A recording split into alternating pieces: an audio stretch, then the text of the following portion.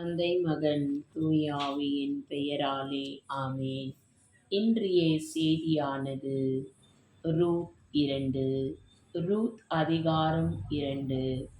நவோமிக்கு அவருடைய புருஷனாகிய எலிமெலேக்கு உறவின் முறையில் பூவாஸ் என்னும் பேருள்ள மிகுந்த ஆஸ்திகாரனாகிருந்த ஒருவன் இருந்தான்.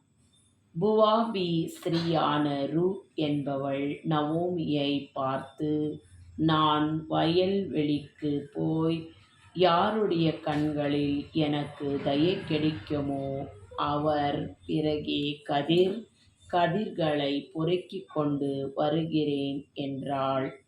அதற்கு இவள், என் மகளே, போய் என்றாள். அப்பொழுது அவள் போய் வயல் வேலையில் அறுக்கிறவர்கள் பின் போய் புறகே பொறுக்கினாள். தற்செயல் அவளுக்கு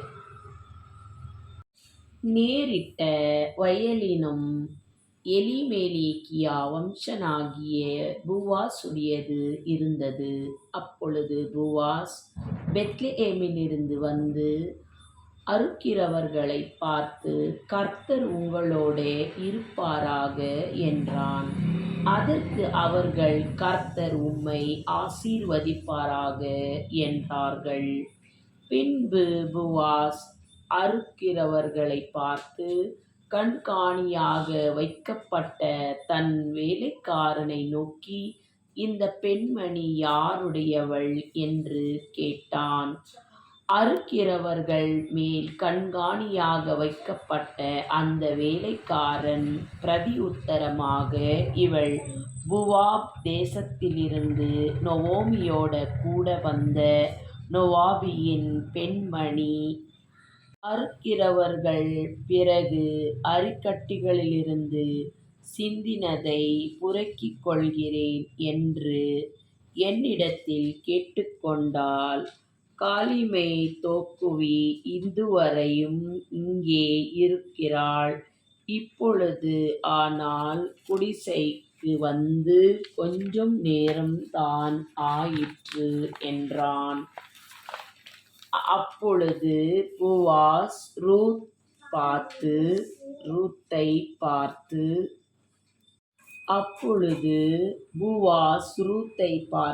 மகளே கேள், பொறுக்கிக் கொள்ள வரை மேயலுக்கும் போகலும் இவ்விடத்தை விட்டுப் போகாமலும் இங்கேயே வேலைக்கார் பெண்களோடு கூடவே இரு. அவர் அறுப்பதற்கு மேலை பார்த்து அவர்கள் பிறகே போ. ஒருவராகிலும் உன்னைத் தொடாதபடிக்கு வேலைக்காரனுக்குக் கட்டளையிட்டிருக்கிறேன். உனக்குத் தாகம் எடுத்தால் தண்ணீர் குடங்கள் அண்டைக்குப் போய் வேலைக்காரன் மொண்டு கொண்டு வரும் பதில் நீர் குடிக்கலாம் என்றான். அப்பொழுது அவள் முகக்குப்புற விழுந்து வணங்கி, தன் அந்நியத்தின் தேசத்தில் இருக்கும் என்னை விசாரிக்கும்படி எனக்கு எதனால் உம்மிடத்தில் கண்களிலே தயை கிடைத்தது என்றாள். அதற்கு பூவாஸ் பிரதியுத்தரமாக, உன் புருஷன் மரணம் அடைந்த பின்பும் நீ உன் மாமியாருக்காகச் செய்ததும், நீ உன் தகப்பனையும் தாயையும் உன் ஜன்ம தேசத்தையும் விட்டு உன்னை அறியாத ஜனங்களிடத்தில் வந்தது எல்லாம் எனக்கு விவரமாய்த் தெரிவிக்கப்பட்டது. உன் செயல்கள் தக்க பலனைக் கர்த்தர் உனக்குக் கட்டளையிடுவாராக.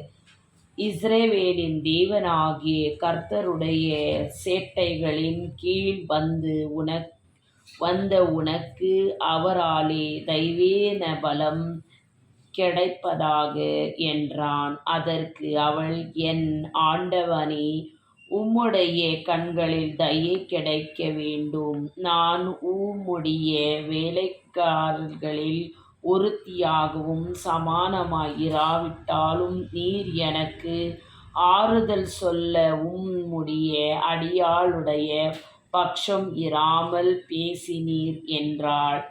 பின்பு போவாஸ்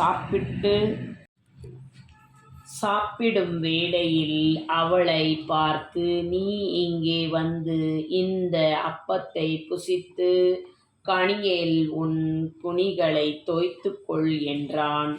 அப்படியே அவள் அறுப்பறுக்கிறவர்கள் அருகே உட்கார்ந்தாள். பின்பு அவளுக்கு வறுத்த கோதுமை கொடுத்தான். அவள் அதைச் சாப்பிட்டுத் திருப்தி அடைந்து மீந்ததை வைத்துக் கொண்டாள். அவள் கதிர் பொறுக்கிக் கொள்ள எழுந்து போன பொழுது தான் வேலைக்காரனைக் நோக்கி, அவள் அரிக்கட்டுகளை நடுவே பொறுக்கிக் கொள்ளும், இவன் தன் என்றும் அவள் பொறுக்கும் கொள்ள படிக்கு அவளுக்கு அரிக்கட்டுகளில் சிலதைச் சிந்தவிடுங்கள், அவளை அதட்டாதீர்கள் என்று கட்டளையிட்டான்.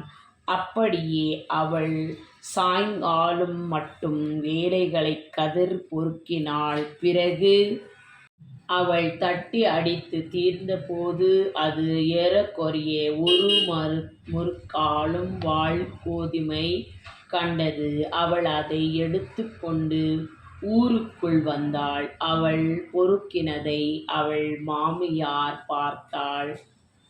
தொற்பிய செப்பட்டு மீதியாக வைத்ததும் எடுத்து அவளுக்குக் கொடுத்தாள். அப்பொழுது அவளுடைய மாமியார், இன்று எங்கே கதிர் பொறுக்கினாய், எவ்விடத்தில் வேலை செய்தாய் என்று அவளிடம் கேட்டாள். உன்னை விசாரித்தவன் ஆசீர்வதிக்கப்படுவானாவான். அப்பொழுது அவள் அந்த இடத்திலே வேலை செய்து தன் மாமியாருக்கு, நான் இன்று வேலை செய்த வேலைக்காரன் பேர் போவாஸ் என்றாள். அப்பொழுது நகோமி தன் மருமகளைப் பார்த்து, உயிரோடிருக்கிறவர்களுக்கும் மரித்தவர்களுக்கும் தயைசெய்யும் கர்த்தராலே அவன் ஆசீர்வதிக்கப்படுவானாக என்றாள். பின்பு நகோமி அவளைப் பார்த்து, அந்த மனுஷன் நமக்கு நெருங்கின உறவின் முறையென்று நம்மை அதிகாரத்தின் சுதந்திரவாளிகளில் ஒருவனாயிருக்கிறான் என்றாள். பின்பு நகோமி ஸ்திரீயான ரூத் என்னை நோக்கி, இனி நீ எங்கேயும் போகாமல் என்னுடைய வேலைக்காரர்களோடு இருந்து வேலை செய்யும் என்று சொன்னார் என்றாள். அப்பொழுது நகோமி தன் மகளாகிய ரூத்தைப் பார்த்து, என் மகளே, வேறொரு வயலில் மனுஷருடன் நீர் செய்வதை விட நீ அவன் வயலுடைய வேலைக்காரர்களுடைய கூடி வேலை செய்வது நல்லது என்றாள். பின்பு ரூத் அவள் கதிர் அறுக்கிறவர்களோடு கூடி அங்கேயே வேலை செய்து கொண்டு இருந்து தன் மாமியாரிடத்தில் தங்கினாள். ஜெபம். அன்பே உருவான இறைவா, இதோ தூய்மையான வார்த்தை இன்று கொடுத்த தேவனே, ரூத் தாயைப் போல இருக்கும் ஒவ்வொரு உலகத்தில் இருக்கும் பெண்மணிகளே, இந்த வேளையில் அப்பா உம்முடைய கண்களில் தயவைக் காணும்படி அவர்களை உன்னிடத்தில் வைக்கிறேன்.